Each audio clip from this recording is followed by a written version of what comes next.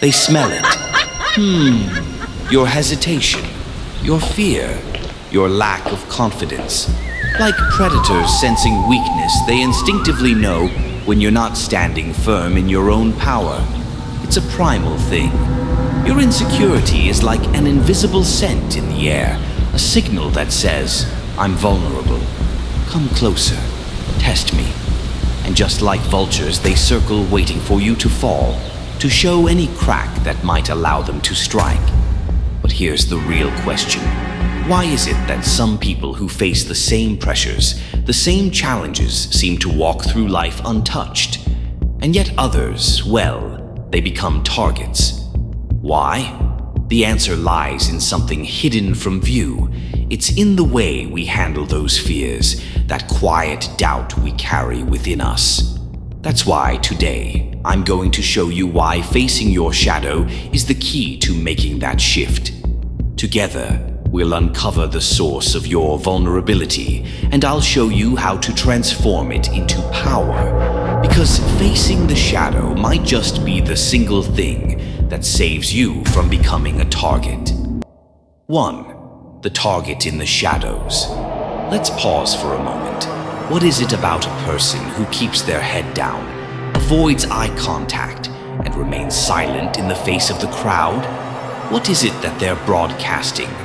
Vulnerability, insecurity, a silent plea for someone to notice that they don't belong. It's the same signal that you send out when you feel exposed like a flickering streetlight in the dark. It says, I'm unsure, I'm not enough. And the bullies? They see it, they feel it, and they pounce. They sense that imbalance like wolves circling the weak. This is the thing. Yeah, when you walk through life with self-doubt, it's not just in your thoughts. It shows in your posture, the way you speak, even the decisions you make. The world reads it, whether consciously or not. It's like an open wound, and the world can't help but notice. But don't mistake this as malice on their part. It's instinct. Humans are hardwired to spot weakness, and when they do, they'll often exploit it. Not because they're cruel, but because to them it's just survival of the fittest.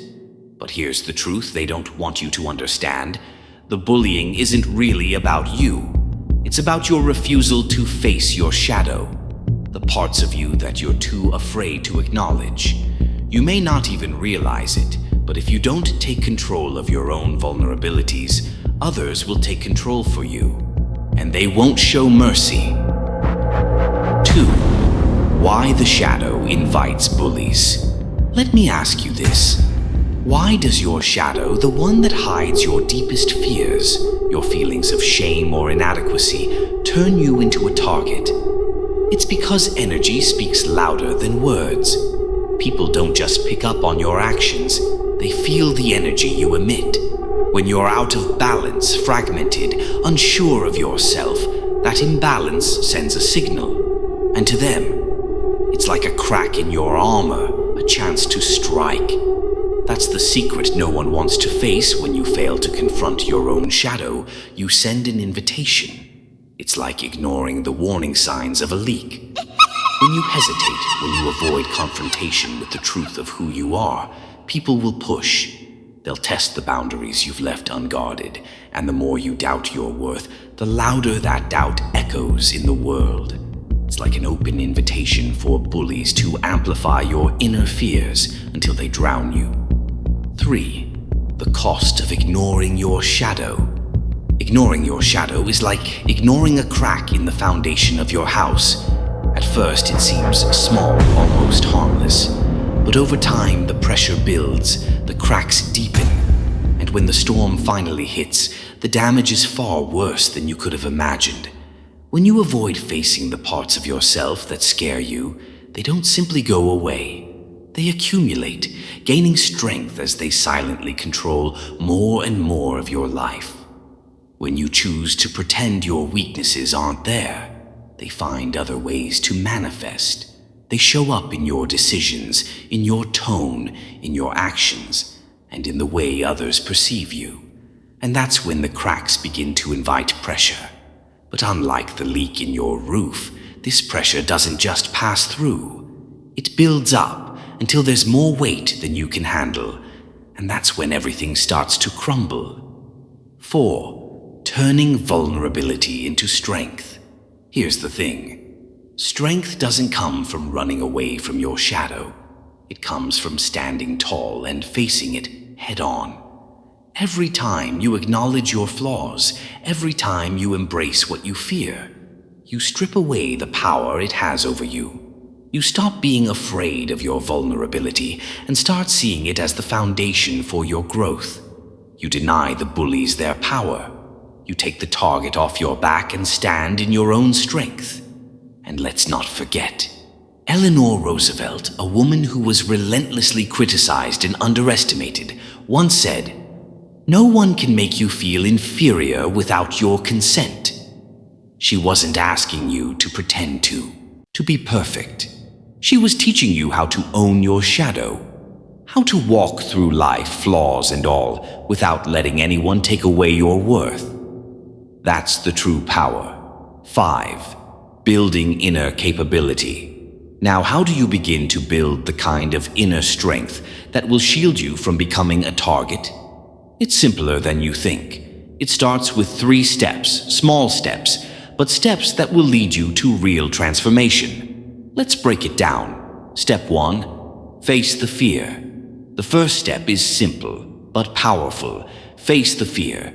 Acknowledge the parts of yourself you've been avoiding. What are you really afraid of?